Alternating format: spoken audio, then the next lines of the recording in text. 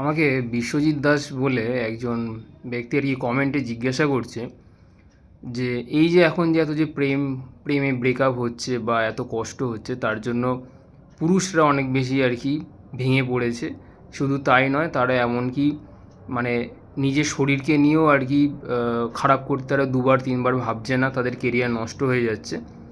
তো এটাতে কী করা যায়?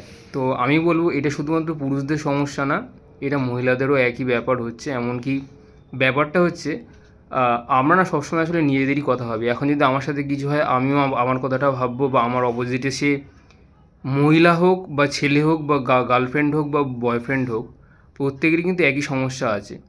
মানে আমার জীবনে যেরকম সমস্যা আছে তার জীবনেও কিন্তু সমস্যা আছে। এবার ব্যাপারটা হচ্ছে আমি যেহেতু ধরুন দূরে থাকি বা আপনি ধরুন দূরে থাকেন, আপনি যেরকম আমার সমস্যাটাকে পুরোপুরিভাবে উপলব্ধি করতে পারছেন না, বা আমি মেয়েটির সমস্যাটাকে পুরোপুরি উপলব্ধি করতে পারছি না, এবং মহিলাটিও তেমনি বা আপনার পুরুষের সমস্যাটি পুরোপুরি উপলব্ধি করতে পারছে না। এবং যেহেতু অনেক দিন ধরে আর কি এই সমস্ত যেটাকে বলে মেসেজ করা হয়, কথা বলা হয়, এগুলো হচ্ছে কি অভ্যাস। তো এই অভ্যাসটা যেহেতু আর কি প্রতিনিয়ত আর কি হয়ে গেছে, ফলে এইটা একটা না একটা সাইকেল হয়ে গেছে, মানে একটা অভ্যাসজনিত যেটাকে বলে একটা একটা ব্যাপার। তো এই অভ্যাসটা থেকে মানে এই যে ধাক্কাটা যে খায়, এই ধাক্কার পরে তারা নিজেকে সামলে উঠতে পারে না, ফলে অনেক সমস্যা হয়। তো তাতে খুব বিশেষ ভেঙে তো পড়ে সবাই, সান্ত্বনা দেবো না আমি কাউকে।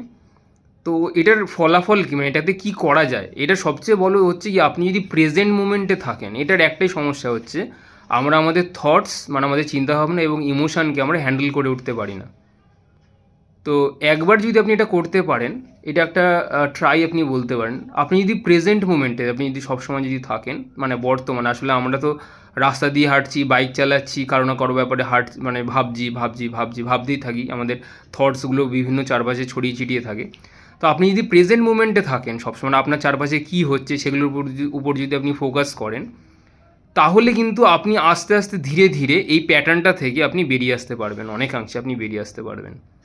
আমার মনে হয় ধ্যান, মেডিটেশন, প্রাণায়াম এবং প্রেজেন্ট মুমেন্টে থাকা আপনি যদি করেন, তাহলে আপনি এই যে অভ্যাসের যে চক্র, যে মেসেজ করা, ফোন করা বারবার করে, এগুলো থেকে যদি আপনি বিরত থাকেন, তাহলে আপনি বেরিয়ে আসতে অবশ্যই পারবেন। এবার কথাটা হচ্ছে গিয়ে ভালোবাসা কী, আমি অলরেডি একটা অডিওতে আর কি বলেছি যে ভালোবাসা শুধুমাত্র টেক্সটিং মেসেজিং করলে পরে হয় না। আপনি কি আপনার যাকে ভালোবাসেন তাকে 10 বছর না কথা বললেও তাকে আপনি সেমভাবে ভালোবাসতে পারবেন?